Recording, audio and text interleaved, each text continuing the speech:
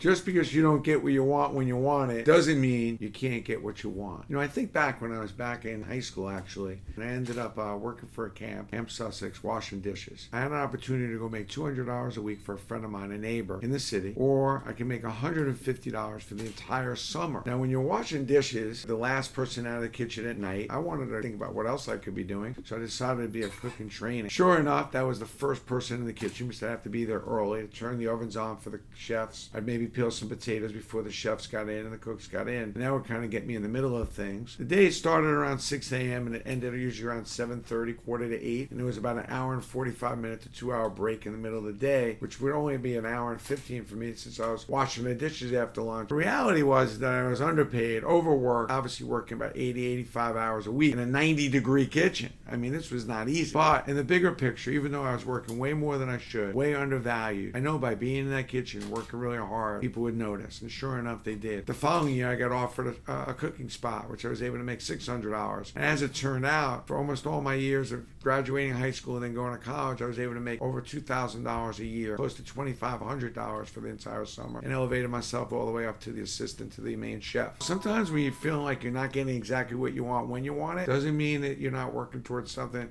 in a bigger picture. And I think that a lot of times people get a little confused because they don't see immediately in the short term what they want, and they don't see that they're getting it. They think that the bigger picture doesn't exist, and it really does.